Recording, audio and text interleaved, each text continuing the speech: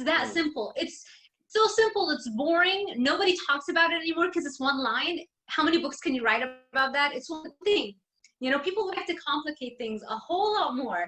But the truth is, success is in simplicity. Simplify things. It's just, are you willing to suffer just a short period of time to get what you want? Because eventually you will adapt. So the suffering is only in the beginning when you're changing your habits. What are the typical things that you find with people like that's really blocking them from a psychological perspective when it comes to getting into shape? Their relationship with pain and suffering. Mm. People don't want to suffer. All right, welcome Hustle and Fit family. I hope you guys are having an awesome week. I know I have, loving the weather, everything's going pretty nice. I have an amazing interview for you. I have Dr. Sarah Zaldivar. She's a PhD in exercise psychology and nutrition from the University of Miami. Love Miami there. She's a licensed dietitian, certified personal trainer, and she actually has a very big background in sports medicine. So that's pretty interesting as well as a certified exercise psychologist, which that's also another interesting fact. You know, if you're looking to really create the body that you want and you really want to have a full dynamic range of motion, Dr. Sarah is actually someone you really want to speak to. So Dr. Sarah, how's it going? Great. How's it going with you today? It's going good. Keeping active. Just got a new haircut, you know, feeling nice. Nice. Let me just say one thing. It's exercise physiology, not psychology. Oh. I can see they look very, very close. I do consider myself more of a psychologist at this point, actually, because as it turns out, mindset is a thing, because you can know everything about nutrition and exercise, but if this isn't right, nothing's gonna happen. We all know cake is not good for us. We all know sitting on a couch is not the best idea all day long. Why is it that 70% of the population is either overweight or obese, and the trend keeps going up and up and up? So yeah, I guess you could put everything together, because technically, yes, my PhD is in exercise physiology. My master's is in nutrition. My bachelor's in nutrition. So it's like the nutrition part, the exercise physiology part is, I'm good with those. But I also create a lot of online courses with regards to mindset and psychology. And so I really started emphasizing even more the psychological component, and I do believe the mind is king, right? It's that, like, when you really understand what it takes, how to work with your mind, all the other components that most people start with all of a sudden appear to be a lot less significant, if that makes sense. Makes a lot of sense. What are the typical things that you find with people like that's really blocking them from a psychological perspective when it comes to getting into shape? Their relationship with pain and suffering. Mm. People don't want to suffer. So it's about not understanding that the pain that you go through at the gym to lift heavier weights and to put on muscle, they can't transfer that into diet. They don't realize that the emotional resistance that you are faced with when you're trying to not eat cake or cookies, it's the same as that suffering and discomfort that you go through at the gym when you're trying to do your reps even when it hurts. It's the same. People just, I understand why it's easier to understand that you have to go through the pain and when you're exercising, because it's very physical, you can see it, it's very visual, but there's a problem in translating that into understanding. It's really the same thing, that emotional resistance that you're feeling when you're trying to eat the right things and not eat things that aren't going to get you closer to your goal. Or really, it's the same kind of suffering or emotional pain or resistance that you go through also if you're trying to work some academic work, like just at your laptop and doing the work. It's still, you have an element of pain and suffering there as well. So it's all this, I think that's what people, and this is why you hear, you know, I don't know if you've heard of that, I'm sure you have. The way you do one thing is the way you do everything, which means that if you procrastinate procrastinate on writing a book, writing a blog, or your academic work, it means that you haven't taken on the resistance. You haven't decided to overcome it and become stronger, because the moment you push through, right then you automatically become stronger. Just like the moment you do that last rep, all of a sudden you've trained the next time to be stronger, and next time it's going to be easier for you to do that same weight, that last rep. That's interesting. So what you're basically saying is that, when someone pushes beyond their limit and goes through the pain, then now they've extended their ability to take on more pain and keep going and pushing further. Pain is progress. The reason it's painful is because your body doesn't know how to do that yet, because you've never exposed your body to that act before. Let's say lifting a 60-pound weight. You've never lifted a 60-pound weight before, so the body hasn't put in the machinery, hasn't done the work to become stronger, to increase the number of enzymes that are needed, number of muscle cells that are needed, the number of nerve cells that go from your brain to your muscles that are needed to be able to lift that 60 pounds easily. Why does it have to do that? It just doesn't make sense if you've never done it before. What's the purpose of being that strong for no reason, right? So you have to tell your body, there is a reason I want you to become stronger, because as you can see, I'm here at the gym trying to lift that 60-pound weight every other day. So that's your reason. You're going to keep seeing that weight every day. So you better get adapted to that. And so pain is progress. And then eventually your body adapts. And what that means is that the next time you lift the 60-pound weight, it's easier and easier and easier and easier, because your body keeps adapting so that it is evolving with its environment. It's interesting. Actually, for those who are not knowledgeable with this, what is exercise physiology? Like, what is specific? The study of movement. So you study the physiology and anatomy of your muscles. So the musculoskeletal system. So your muscles, your bones, the nervous system, which includes your brain, and how the brain and the components of the brain send the signals to innervate your muscles. You learn, what else do you learn? We do anatomy. So we've worked on cadavers to actually know where the muscles are, where the bones are, where all of the different components in the human body are, how they all work together to either facilitate movement, or what happens in conditions of disease and malfunction. What are the things that don't work well together? So it's basically kind of like biology of movement. Could you tell me, I don't know if you know the answer to this, but do you know the difference? What would be the difference between kinesiology and physiology, exercise physiology?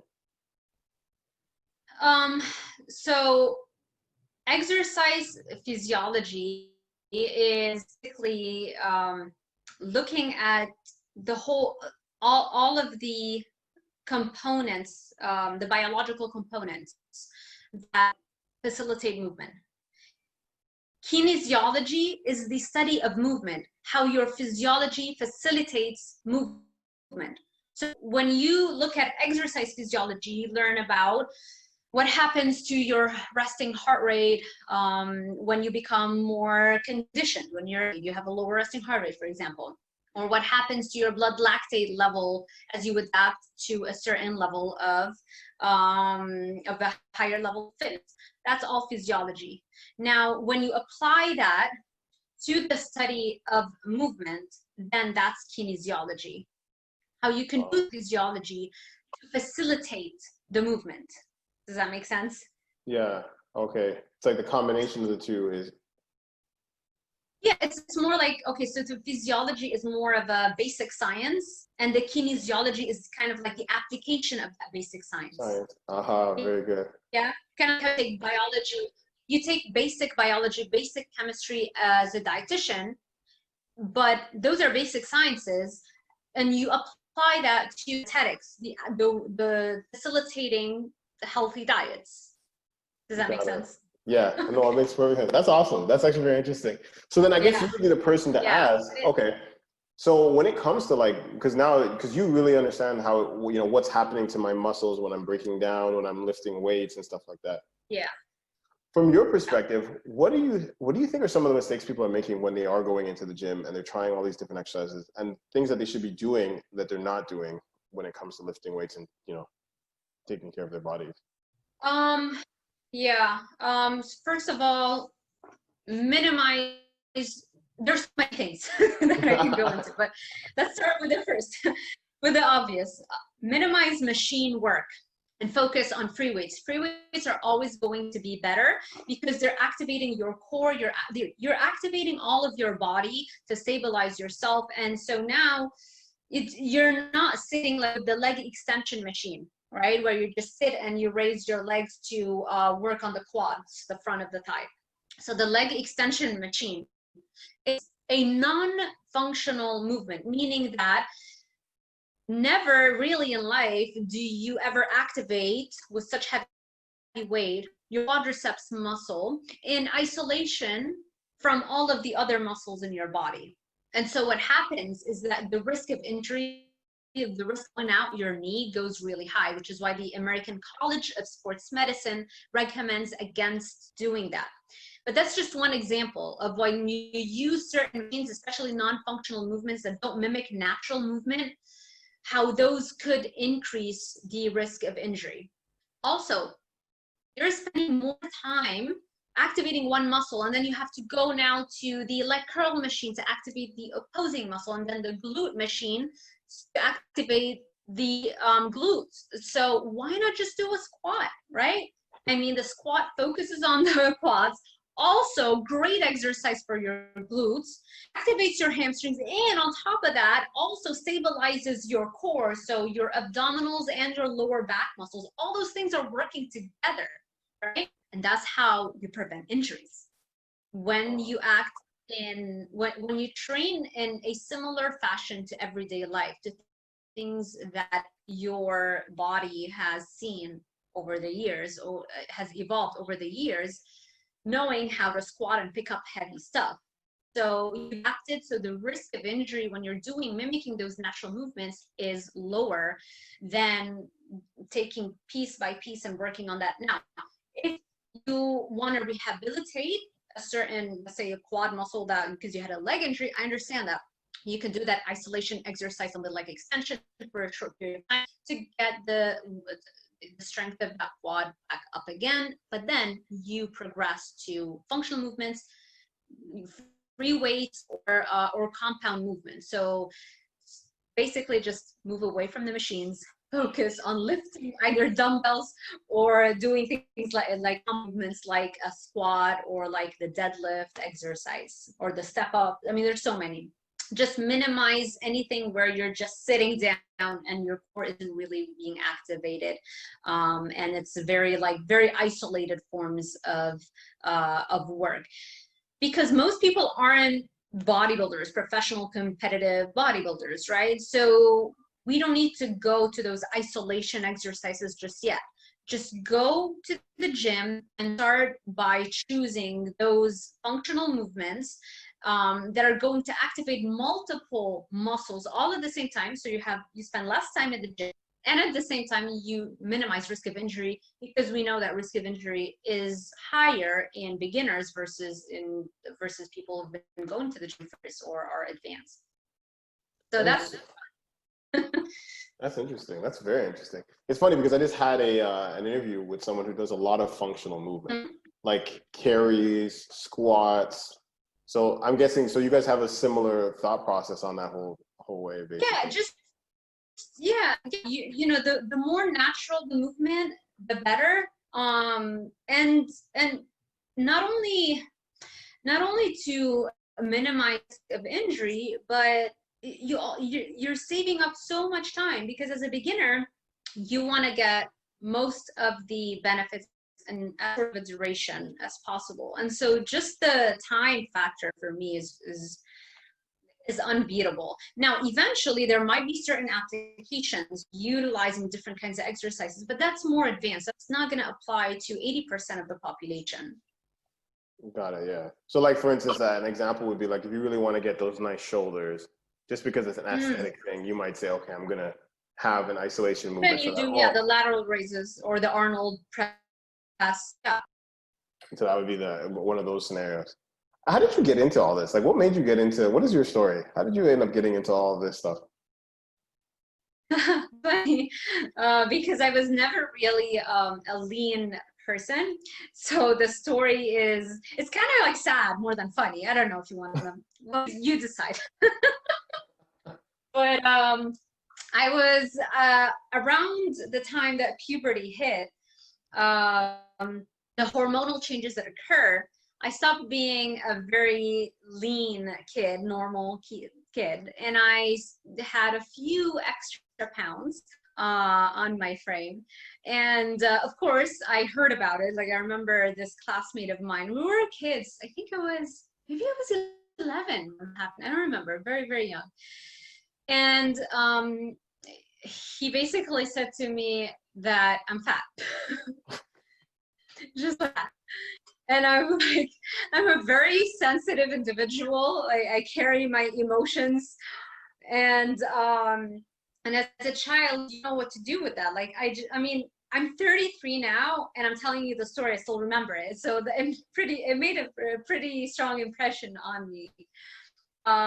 So ever since I was 11, that became something that I felt was different about me than a lot of the other girls. And so after a few years of trying eating, let's say, digestive biscuits, I thought that was a diet. Digestive biscuits, like the most fattening thing you can think of. So I would buy those and I would eat a little bit of that. And literally starving myself. And then, of course, I would last like 3 days max, and then figure out where the Nutella jar has been hidden from me and literally eat the whole jar. Like, get like pita bread. In Lebanon, you eat like the flat bread. So get like the pita bread, put all the Nutella on it, and heat it up, like a crepe. So I gained a lot of weight after that. So I remember my last year of high school, it was really my worst, because I was just the cycles of yo-yo dieting, like starving, binging. I never threw up though, so it wasn't like bulimia. It was more like a binge eating disorder, but I did not compensate for it, which I don't know if it's good or bad. It was just an eating disorder that wasn't good. And so that last year at high school, like, I didn't even go to the graduation celebrations. I was like, I just don't want to leave the house. So that was when I was deciding what major to go into. So hence, dietitians aren't fat. Boy, did I didn't. that was my thought process. I'll just get a bachelor's in nutrition, and that's it. Problem solved. Well, turns out once you're in the field, you realize there are a lot of nutrition experts that aren't right or fit or the healthy body weight, So that's how I started. Wow, that's interesting. That is a good story, though. I like that. That's actually a very interesting story. Well, it's funny because a lot of people can relate. Like, a lot of people can relate. I went through the whole phase as well. I got bigger, I got skinnier, so I've gone through that whole thing. Really? And it's funny too, actually. I remember a time when I was a kid and I thought I was very overweight or whatever. And I look back at my old pictures and I'm like, I wasn't even that big. We're just so insecure as kids that all it takes is a little nudge and you go into free fall. Yeah. Because you're already a kid, and depending on like your environment, you may not have a very supportive environment. So that even makes it even worse. So yeah, it was like, boom. There you go. But at least I got into a field that I love and that I am passionate about. Which is perfect because you're literally living your advice, and I can see that with everything that you're doing and everything like that. So that's absolutely amazing. So yeah, you have to walk the walk. We're not perfect, but but you know, my goal is always perfection for sure. And because since you kind of mentioned a little bit about nutrition, like what is your diet like, and what do you follow a specific Okay. diet, or how does that Yeah, work for I do. Basically meat. you? You're carnivore? Carnivore. I'm not I'm not dramatic about it, you know, I'm not like, you know, just eat that, or like I don't like, I'm not preachy about it. I think all diets work. I think the mindset is 90% way more important than what you're eating. As long as what you're eating is whole foods, is not the science fair product, right, that come out of a package. Yeah. So as long as it's whole foods and it's something that was grown in nature, or an actual animal that is one ingredient, then that's a whole food diet, and more likely than not, it's going to make it easier for you to stick to it. Now, it's very, it's a lot more complicated than that, because you could argue that, well, what if I just do plant foods all day long, which is a big theme right now, or is very popular. Yes, but then you miss out on so many nutrients. That so you can do that, but then you want to be supplementing, making sure you're not your body isn't losing any important nutrients. And those are just the nutrients that we've discovered. Remember, nutrition is a very, very recent science. So there are so many things that we literally just knew about, like vitamin K2. We didn't even know it existed like just a few years ago. So you have to keep that in mind, and understand that there are a lot of nutrients that are completely absent in plant foods. So, you know, just be aware of that. There's so much information out there that can help people understand what are the things that they might be missing out on, and what they need to do to rectify that. But for me, and also my husband's actually a competitive bodybuilder, so Oh I wow. really, but what I generally say is that everything that I learned in nutrition, 90% of it I don't believe in anymore. And it wasn't until I got into this, you know, when I married my husband, you know, went with him to the shows and see what all the competitors are doing. You understand that really it's the meat where it's at, you know, like ground turkey, ground beef, salmon, eggs with the yolks. We're not afraid of the fat anymore. So it was really seeing people who actually got their ideal body and were healthy. Once you see those are the people that actually did it, and what they are eating, what's helping them, that is the best kind of education you can get.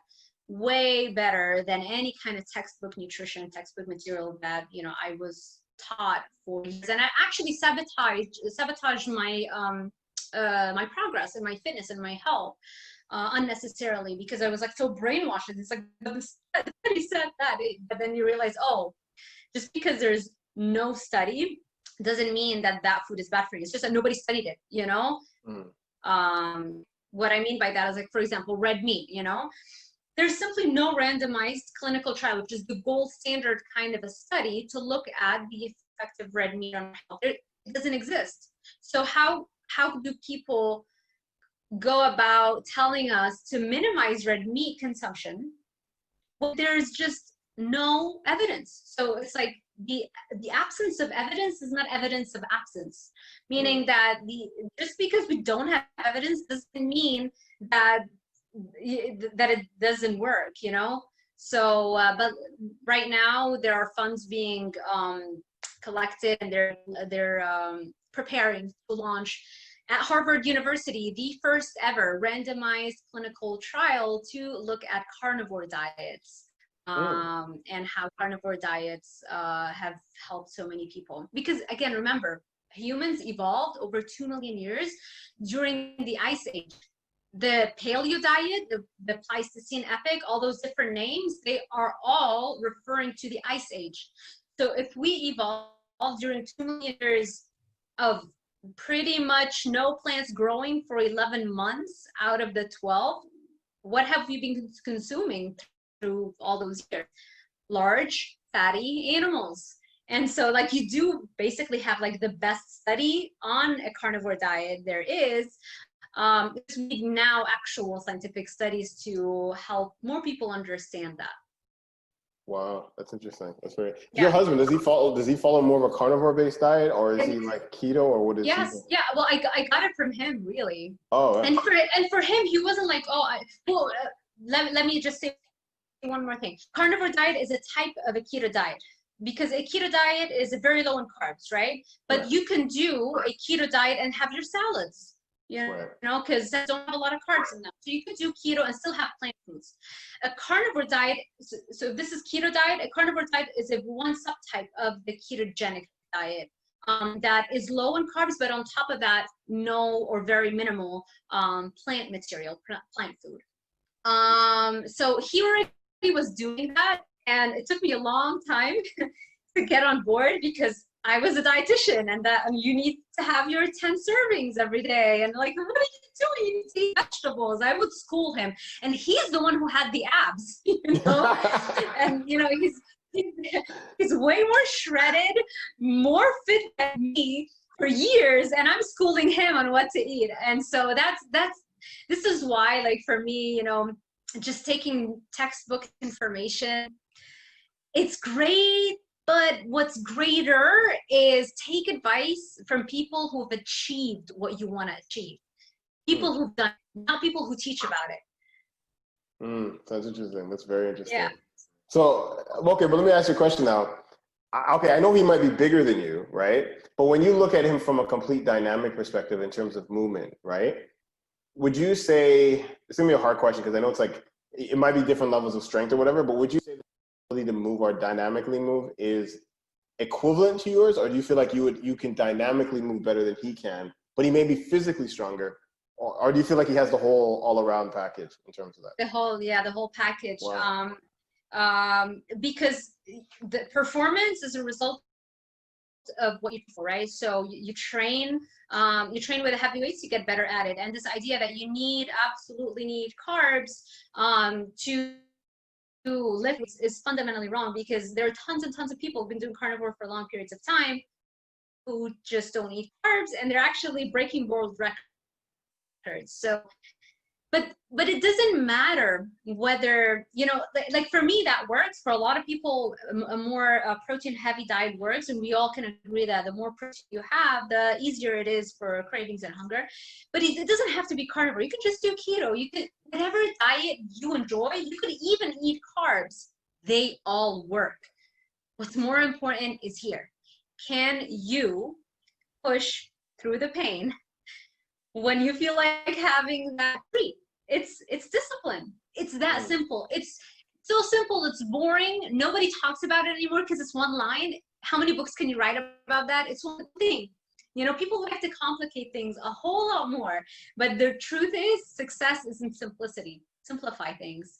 It's just, are you willing to suffer just a short period of time to get what you want? Because eventually you will adapt. So the suffering is only in the beginning when you're changing your habits.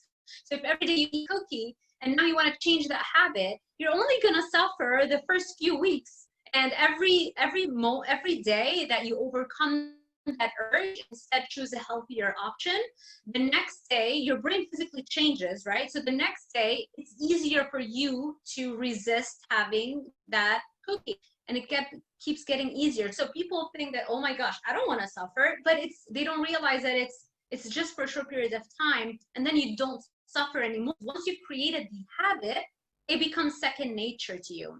Which is why if somebody is obese and somebody is fit, you take these two people with their habits and you switch their lives around. They're both gonna suffer the same exact level of discomfort as they're adapting to their new habits. Does that make sense? Yeah. So at first it might look like the fit person is suffering more because they're waking up every day, going to the gym and eating clean, but they actually aren't. It's easy for them because they've already paid their dues. They've already suffered years ago a little bit, and then they adapt it, and it's over now. Now it's just easy. Sure. That's just, you just wake up, you brush your teeth, you go to the gym, you don't think about it. It's not, you don't negotiate with yourself anymore. You just do it. So that's what people can't wrap their heads around, I think. It even gets to the point where if you don't go to the gym, you feel off. Exactly. Exactly. 100%. It's just change the discomfort is simply very, very basic. You're changing the wiring of the brain. That's all. So it happens as the change takes place, but once it takes place, it becomes automatic, it becomes a habit in your brain. There's no discomfort associated with that anymore. Nice, I like that. But one last question though, or two more questions. Based on what you've been around, because you got like you've had like a very wide range of experiences. What would you say are like your top 5 tips to like really propel your body? I know we talked about psychology as one. We talked about really nutrition being a factor. Is there any other things that you feel like that people need to be doing to really push themselves, get the full body that they want, and get like that they should be doing that not a lot of people really know about? It's very simple, right? It's the mindset, the diet, and the exercise. I think the thing that they should be doing is really understanding why do you want to get that body. It's your purpose. When it is so important to you that you get that body, it's very simple then what you need to do, right? And as you do it, as you start going more to the gym, you start picking the tips and the tricks, you know, like a high protein diet, let's say, functional movements, lifting weights. I think the purpose needs to be really big. And the reason why people don't have a strong enough purpose is because they're afraid to think big. So they limit themselves in putting realistic, and those realistic goals aren't exciting because it's like, it's boring, you know? You need to increase your pull forces to be able to come that resistance every single day. So I think purpose is everything. Once you have that strong purpose, everything else into play. I will add one more thing though. I think diet recommendations, most people, they think they're eating healthy, they're really not. Because at least here in the United States, the Academy of Nutrition and Dietetics, which is what all dietitians follow and all hospitals and all that, if you've seen it, if you've seen my plate, it's literally advocating 3 cups of milk per day, or three servings of dairy per day, and eat your grains and all those kinds of things. So I think all those, when people try to eat healthier and they start following the guide, can make it unnecessarily more difficult for them, because it creates cravings and hunger and all that stuff. So having said all of that, the purpose in the diet with exercise, I'm going to add something that most people don't, I think, pay attention enough to, is that you have to go all out. Like when you go to the gym and you're following the recommendations of 8 to 12 repetitions per major muscle group. What we mean by 8 to 12 repetitions, let's say you focus on the 12 reps. I'm going to do 12 repetitions per major muscle. What we mean by that is that you need to pick a weight that would allow you to do 12 reps, and then the 13th rep, you just can't do it. You failed. You've reached failure. That is the level of intensity that you need to be training at. And most people, they go to the gym, they go through the motions, they're increasing in their weights, yes, but they're never really going to failure every single day. And so that really slows you down so much, and it's not as motivating to stick with it eventually. Nice, that's some great information. So Dr. Sarah, I mean, you provided us so much knowledge. Where can people find you, and what are you working on right now? Yeah, so I'm everywhere. So you go to Instagram at dr.sarah.zaldivar. You can go to my YouTube channel, Dr. Sarah Zaldivar. Go to Twitter. Twitter is a little bit, I'm not really putting much effort into it, but I would, and eventually it will become a little more, productive for me. But yeah, like Instagram and YouTube are 2 big places. Facebook as well, Dr. Sarah Zaldivar. I create online courses on Skillshare and Udemy, 2 online platforms. I provide coaching services. So yeah, it's very easy to find me. Awesome. Thank you so much. Okay, my final question for the end of the interview. So imagine you had to leave the planet, don't ask why, and you could only leave the earth with one final gift, and the message could be health-based or business-wise or career-wise. what would be that one final message that you want to leave the earth? You are the creator of your life. That human beings, just having a brain, allows the brain to manifest anything you want in your life. And I think that's, I think people don't realize their power. They still don't know how powerful they are.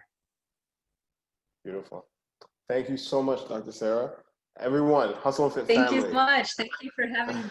Oh, it's our pleasure.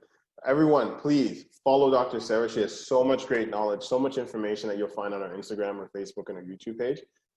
I mean, step into a world, and if you really want to evolve and push yourself to the limit, you've heard some great key tips, and there's so much more for you guys to experience. So anyways, thank you guys so much, and I want you guys to keep hustling and stay fit. That's right. Thank you, David. You're so welcome. Bye-bye.